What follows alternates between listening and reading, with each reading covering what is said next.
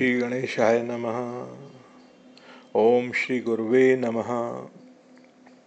आज की चर्चा स्वामी श्री राम सुखदास जी के प्रवचन दृढ़ विश्वास पर।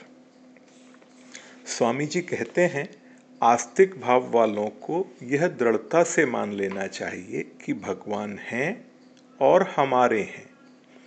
ऐसी दृढ़ मान्यता होने पर फिर भगवान से मिले बिना रहा नहीं जा सकता। जैसे बालक दुख पाता है तो उसके मन में माँ से मिलने की आती है, माँ मेरे को गोदी में क्यों नहीं लेती, और उसके मन में ये बात पैदा ही नहीं होती कि मैं योग्य हूँ कि अयोग्य हूँ, पात्र हूँ कि अपात्र हूँ। भगवान मेरे हैं अतः मेरे को अवश्य मिलेंगे, ऐसा दृढ़ विश्वास कर ले। यह मेरापन बड़े बड़े साधनों से ऊंचा है। त्याग, तपस्या, व्रत, उपवास, तितिक्षा आदि जितने भी साधन हैं, उन सबसे ऊंचा साधन है भगवान में अपनापन। करने वाले जितना जितना करेंगे, अर्थात जितने तप करेंगे, जितनी तपस्या करेंगे, जितने व्रत करेंगे, जितने उपवास करेंगे, उनको उतना उतना ही फल मिलेगा। परंतु भगवान में अपनापन होने से भगवान पर पूर्ण अधिकार मिलेगा।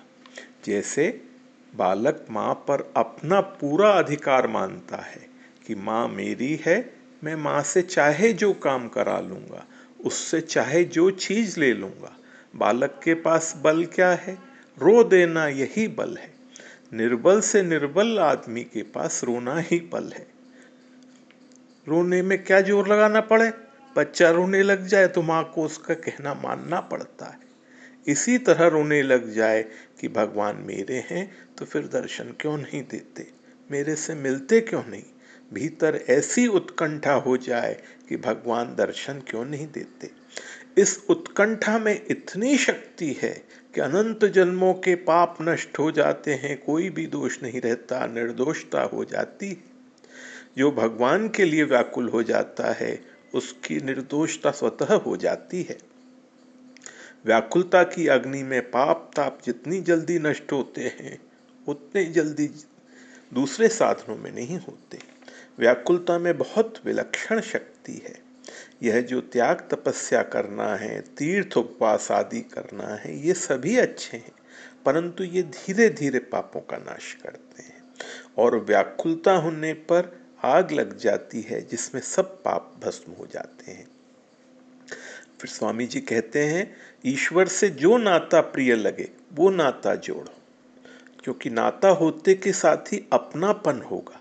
जैसे अपना बालक, अपना भाई, अपनी बहन, अपनी पत्नी, अपना पति, अपने माता पिता सभी को अच्छे लगते हैं, और अपनापन होते ही प्रियता हो जाएगी।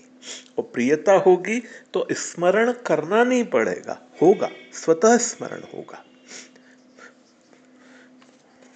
ओम श्री गुरुवे नमः।